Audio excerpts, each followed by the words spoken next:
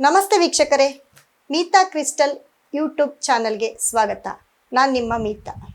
ಕಟಕ ರಾಶಿಯವರಿಗೆ ಗುರು ಬದಲಾವಣೆ. ಗುರು ರಾಶಿಗೆ ಬರ್ತಾ ಇದ್ದಾನೆ. ಇದೇ 2ನೇ ತಾರೀಕು, ಜೂನ್ 2ನೇ ತಾರೀಕು ಗುರು ಮಿಥುನ ರಾಶಿಯಿಂದ ಕಟಕ ರಾಶಿಗೆ ಬರ್ತಾ ಇದ್ದಾನೆ. ಕಟಕ ರಾಶಿಗೆ ಬಂದು ಏನೆಲ್ಲ ಫಲಗಳನ್ನ ಕೊಡ್ತಾನೆ. ಎಲ್ಲರೂ ಅಂತಾರೆ ರಾಶಿಗೆ ಬರ್ತಾನೆ ಗುರು, ಸಿಕ್ಕಾಪಟ್ಟೆ ಪಾಸಿಟಿವು, ರಾಶಿಯಲ್ಲೇ ಗುರು ಇರ್ತಾನೆ, ಅಂದರೆ ಮನೆಯಲ್ಲೇ ಗುರು ಇರ್ತಾನೆ ಅಂತ. ಆದರೆ ಗುರು ಕಟಕ ರಾಶಿಗೆ ಯಾವತ್ತೂ ಯೋಗವನ್ನು ಕೊಡೋದಿಲ್ಲ. ಯಾಕೆ ಅಂತ ಅಂದರೆ ಅವನು 6ನೇವನಾಗ್ತಾನೆ. ಗುರು 6ನೇವನಾಗಿ ಹಾಗೆ 9ನೇವನು ಕೂಡ ಅವನೇ ಆಗ್ತಾನೆ. 9ನೇವನಾದರೂ ಕೂಡ ಎಲ್ಲೋ ಒಂದು ಕಡೆ ರಿಸಲ್ಟ್ನ ತುಂಬ ಕಮ್ಮಿ ಕೊಡ್ತಾನೆ. ಯಾಕಂದರೆ ಗುರು ಬದಲಾವಣೆ. ಗುರು ರಾಶಿಗೆ ಬಂದಾಗೆ ರಾಮನು ಕೂಡ ವನವಾಸಕ್ಕೆ ಹೋಗಿರ್ತಾನೆ. ಹಾಗಾಗಿ ಗುರು ಕಟಕ ರಾಶಿಗೆ ಬಂದು ಎಲ್ಲೋ ಒಂದು ಕಡೆ ತುಂಬ ಅಂದರೆ ಈ ಅಧಿಕಾರ ಮಾಡೋಕ್ಕೆ ಆಗಲ್ಲ. ಅಧಿಕಾರ ನಡೆಸೋರು ಕೂಡ ಈ ಒಂದು ಟೈಮಲ್ಲಿ ತಟಸ್ಥರಾಗಿರ್ತಾರೆ. ಅಂದರೆ ಅವರ ಕೈಯಲ್ಲಿ ಯಾವ ಒಂದು ಡಿಸಿಷನ್ ತಗೋಬಾರ್ದು ಅನ್ನೋದು ಕನ್ಫ್ಯೂಸ್ ಮೈಂಡಲ್ಲಿ ಗುರು ಇಟ್ಬಿಟ್ಟಿರ್ತಾನೆ. ಹಾಗಾಗಿ ಕಟಕ ರಾಶಿಗೆ ಬಂದಾಗ ಕಟಕ ರಾಶಿಯವ್ರಿಗೆ ಏನಾದರೂ ಒಂದು ತೊಂದರೆಗಳು ಆಗ್ತಾನೆ ಇರುತ್ತೆ. ಗುರು ಇರೋ ಮನೆಯಲ್ಲಿ ಯಾವತ್ತೂ ರಿಸಲ್ಟ್ ಕೊಡೋದಿಲ್ಲ. ಇದೇ ರೀತಿ ಕಟಕ ರಾಶಿಯಲ್ಲಿದ್ದು ನೋಡಿ, 5ನೇ ಮನೆ ವೃಶ್ಚಿಕ ರಾಶಿಗೆ ಒಂದು ಗುರುವಿನ ಒಂದು ದೃಷ್ಟಿ ಬೀಳುತ್ತೆ. ಆದರೆ ಗುರುವಿನ 5ನೇ ದೃಷ್ಟಿ ಬೀಳೋ ವೃಶ್ಚಿಕ ರಾಶಿಯವ್ರಿಗೆ ತುಂಬ ಚೆನ್ನಾಗಾಗುತ್ತೆ. ಮತ್ತು 5ನೇ ಮನೆ ಅಂತಂದಾಗ ಕಟಕ ರಾಶಿಯವರ ಮಕ್ಕಳಿಗೆ ತುಂಬ ಯೋಗ ಇರುತ್ತೆ. ಕಟಕ ರಾಶಿಯವರ ಮಕ್ಕಳು ತುಂಬ ಅತಿ ಹೆಚ್ಚು ಇವಾಗ ಯೋಗವನ್ನು ಪಡ್ಕೊಳ್ತಾ ಹೋಗ್ತಾರೆ. ಅವರ ಎಜುಕೇಷನ್ ಆಗಿರ್ಬೋದು, ಅವರ ಸ್ಕೂಲ್ ಫೀಲ್ಡ್ ಆಗಿರ್ಬೋದು, ಇವೆಲ್ಲವೂ ಕೂಡ ಎಲ್ಲೋ ಒಂದು ಕಡೆ ಅಂದ್ಕೊಂಡಿರೋ ಒಂದು ಜಾಗದಲ್ಲಿ ಸಿಗ್ತಾ ಹೋಗುತ್ತೆ. ಆದರೆ ಕಟಕ ರಾಶಿಯವ್ರಿಗೆ ಅತಿ ಹೆಚ್ಚು ಹೆಲ್ತ್ ಪ್ರಾಬ್ಲಮ್ ಬರ್ತಾ ಇರುತ್ತೆ. ಮತ್ತು ಎಲ್ಲೋ ಒಂದು ಕಡೆ ಕಟಕ ರಾಶಿಯವರ ಮನೆಯಲ್ಲಿ ಅವರ ತಂದೆ ಸ್ಥಾನಕ್ಕೆ ಕೆಲವೊಂದು ಕಡೆ ಕುತ್ತು ಬರ್ತಾ ಹೋಗುತ್ತೆ. ಅಥವಾ ನೀರಿನಿಂದ ಬರ್ತಕ್ಕಂಥ ಅನೇಕ ಸಮಸ್ಯೆಗಳನ್ನ ಅನೇಕ ಕಟಕ ರಾಶಿಯವರು ಗುರುವಿನ ಒಂದು ಆಗಮನದಿಂದ ಆರೋಗ್ಯ ಸಮಸ್ಯೆಗೆ ತುತ್ತಾಗ್ತಾ ಹೋಗ್ತಾರೆ. ಅದರಲ್ಲೂ ನೋಡಿ, ನೀರಿನ ಸಮಸ್ಯೆ ಆಗಿರ್ಬೋದು, ನೀರಿನ ತೊಂದರೆ ಆಗಿರ್ಬೋದು, ಕಿಡ್ನಿ ಪ್ರಾಬ್ಲಮ್ ಆಗಿರ್ಬೋದು, ಅಥವಾ ಕಟಕ ರಾಶಿಯ ತಂದೆ ಸ್ಥಾನ ಯಾರಿರ್ತಾರೆ ಅವ್ರಿಗೆ ಎಲ್ಲೋ ಒಂದು ಕಡೆ ಕಿಡ್ನಿಯ ಒಂದು ಸಮಸ್ಯೆ ಆಗಿರ್ಬೋದು. ಈ ಥರ ಒಂದು ಸಮಸ್ಯೆಯಲ್ಲಿ ಬಹಳಷ್ಟು ನರಳ್ತಾ ಹೋಗ್ತಾರೆ. ಹಾಗಾಗಿ ಕೇರ್ಫುಲ್ಲಾಗಿ ನೋಡ್ಕೊಳ್ಬೇಕಾಗುತ್ತೆ. ಅವರ ತಂದೆಯನ್ನು, ಕಟಕ ರಾಶಿಯವರ ತಂದೆಯನ್ನು ಜೋಪಾನವಾಗಿ ನೋಡ್ಕೊಳ್ಬೇಕಾಗುತ್ತೆ. ಆದರೆ ಮಕ್ಕಳಿಗೆ ಮಾತ್ರ ತುಂಬ ಯೋಗವನ್ನು ತಂದುಕೊಡ್ತಾನೆ. ಮತ್ತು ಕಟಕ ರಾಶಿಯವರಿಗೆ ವಿದ್ಯಾಭ್ಯಾಸ ತುಂಬ ಚೆನ್ನಾಗಾಗುತ್ತೆ. ಯಾಕಂದರೆ 12ನೇ ಮನೆ ಮಿಥುನ ರಾಶಿ. ಅದೇ ರೀತಿ ಕಟಕ ರಾಶಿಗೆ ಗುರು ಬಂದಾಗ ವಿದ್ಯಾಭ್ಯಾಸದಲ್ಲಿ ಎಲ್ಲೋ ಒಂದು ಕಡೆ ಚುರುಕಾಗಿರ್ತಾರೆ.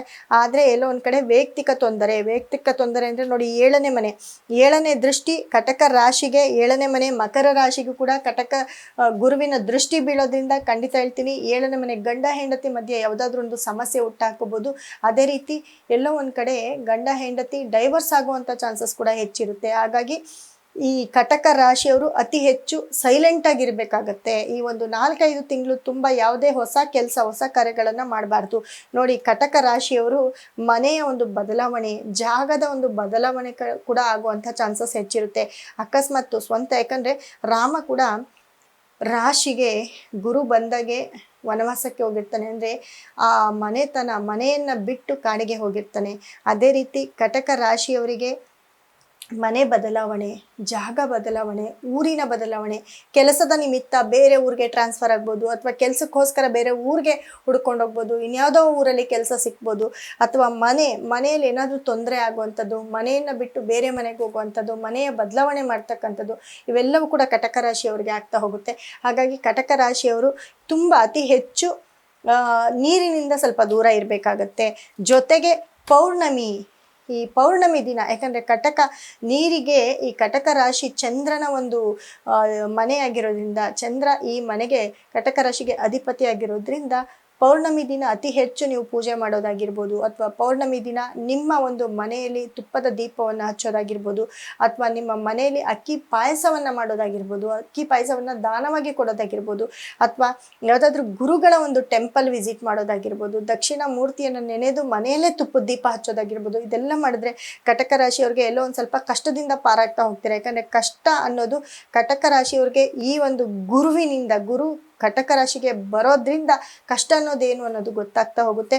ಎಲ್ಲರೂ ಹೇಳ್ಬೋದು ಕಟಕ ರಾಶಿಗೆ ಗುರು ಬರ್ತಿದ್ದಾನೆ ತುಂಬ ಚೆನ್ನಾಗಿರುತ್ತೆ ಅಂತ, ಆದರೆ ಯಾವುದೇ ಕಾರಣಕ್ಕೂ ಇದು ತಪ್ಪಾಗೋದಿಲ್ಲ. ಕಟಕ ರಾಶಿಗೆ ಗುರು ಬಂದ ನಂತರ ಬಹಳಷ್ಟು ನೋವನ್ನು ಅನುಭವಿಸ್ಬೇಕಾಗತ್ತೆ, ಅದರಲ್ಲೂ ಮಾನಸಿಕವಾಗಿ ಬಹಳಷ್ಟು ನೋವನ್ನು ಅನುಭವಿಸ್ಬೇಕಾಗತ್ತೆ. ಕಟಕ ರಾಶಿಯವರು ಬಹಳ ಕೇರ್ಫುಲ್ ಆಗಿರ್ಬೇಕಾಗತ್ತೆ.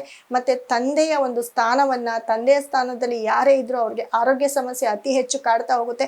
ಅದಕ್ಕೋಸ್ಕರ ನೀವು ಪರಿಹಾರ ಮಾಡ್ಕೊಳ್ಬೇಕಾಗುತ್ತೆ. ಕಟಕ ರಾಶಿಯವರು ನೋಡಿ, ಮುಖ್ಯವಾಗಿ ಅಕ್ಕಿಯಿಂದ ಮಾಡ್ತಕ್ಕಂಥ ದೋಸೆ, ಇಡ್ಲಿ ಅಥವಾ ಅಕ್ಕಿಯ ಒಂದು ಮೊಸರನ್ನ ಆಗಿರ್ಬೋದು ಅಥವಾ ಹಾಲನ್ನಾಗಿರ್ಬೋದು, ಇದು ಯಾವುದನ್ನಾದರೂ ತುಂಬ ಸಣ್ಣ ಸಣ್ಣ ಮಕ್ಕಳಿರ್ಬೋದು ಅಥವಾ ಅನಾಥ ಮಕ್ಕಳಿಗೆ ಅಥವಾ ವೃದ್ಧರಿಗೆ ಅಥವಾ ತಂದೆ ಸಮಾನರಾಗ್ತಂತಹ ತಂದೆ ವಯಸ್ಸಿನವ್ರಿಗೆ ಯಾರಿಗಾದ್ರೂ ನೀವು ದಾನ ಮಾಡ್ತಾ ಬಂದರೆ ತುಂಬ ಒಳ್ಳೆಯದಾಗ್ತಾ ಹೋಗುತ್ತೆ. ಮತ್ತು ಯಾವುದಾದ್ರೂ ಹರಿಯೋ ನೀರಲ್ಲಿ ಕೂಡ ನೀವು ಪುಣ್ಯಕ್ಷೇತ್ರಗಳಲ್ಲಿ ಸ್ನಾನವನ್ನು ಮಾಡೋದ್ರಿಂದ, ಖಂಡಿತ ಒಂದು ತೀರ್ಥಕ್ಷೇತ್ರಕ್ಕೆ ಹೋಗಿ ಸ್ನಾನ ಮಾಡೋದ್ರಿಂದ ಕೂಡ ಎಲ್ಲೋ ಒಂದು ಕಡೆ ನಿಮ್ಮ ಕಷ್ಟಕ್ಕೆ ಸ್ವಲ್ಪ ಪರಿಹಾರ ಸಿಗ್ತಾ ಹೋಗುತ್ತೆ. ಜೊತೆಗೆ ಕಟಕ ರಾಶಿಯವರು ಅತಿ ಹೆಚ್ಚು ಚಂದ್ರನನ್ನು ನೋಡಿ, ದಿನವೂ ಒಂದು ಸತಿ, ದಿನಕ್ಕೆ ಒಂದು ಬಾರಿ ಆದರೂ ಚಂದ್ರನನ್ನು ನೋಡಿ ಮಲಗಬೇಕು. ಚಂದ್ರನಿಗೆ ನಮಸ್ಕಾರವನ್ನು ಮಾಡಿ ಮಲಗಿದ್ರೆ ತುಂಬ ಒಳ್ಳೆಯದಾಗ್ತಾ ಹೋಗುತ್ತೆ. ನೇರಳೆ ಹಣ್ಣನ್ನು ಯಾರಿಗಾದ್ರೂ ದಾನವಾಗಿ ಕೊಡಿ, ವೃದ್ಧರಿಗೆ ಅದನ್ನು ಕೊಡಿಸ್ತಾ ಹೋಗಿ. ನೀವು ಕೂಡ ಅದನ್ನು ತಿಂತಾ ಬನ್ನಿ. ಅಥವಾ ನೇರಳೆ ಮರವನ್ನು ನೋಡಿದ ತಕ್ಷಣ ಅದನ್ನು ಮುಟ್ಟಿ ಅದರ ಎಲೆನೋ ರಂಬೆನೋ ಕೊಂಬೆನೋ ಏನಾದರೂ ಒಂದು ತಂದು ನಿಮ್ಮ ಮನೇಲಿ ಇಟ್ಕೊಳ್ಳಿ, ಅದು ಕೂಡ ತುಂಬ ಪಾಸಿಟಿವ್ ಆಗ್ತಾ ಹೋಗುತ್ತೆ. ಜೊತೆಗೆ ನಮ್ಮಲ್ಲಿ ಸಿಗ್ತಕ್ಕಂತಹ ಗುರುವಿಗೆ ಸಂಬಂಧಪಟ್ಟ ಶ್ರೀಚಕ್ರವನ್ನು ಇಟ್ಟು ಭಕ್ತಿಯಿಂದ ನೀವು ಪೂಜೆ ಮಾಡಿದ್ರೆ ಖಂಡಿತ ಕಟಕ ರಾಶಿಯವರಿಗೆ ಒಳ್ಳೆಯದಾಗ್ತಾ ಹೋಗುತ್ತೆ ಅಂತ ಹೇಳ್ತಾ ಧನ್ಯವಾದಗಳನ್ನ ತಿಳಿಸ್ತೀನಿ.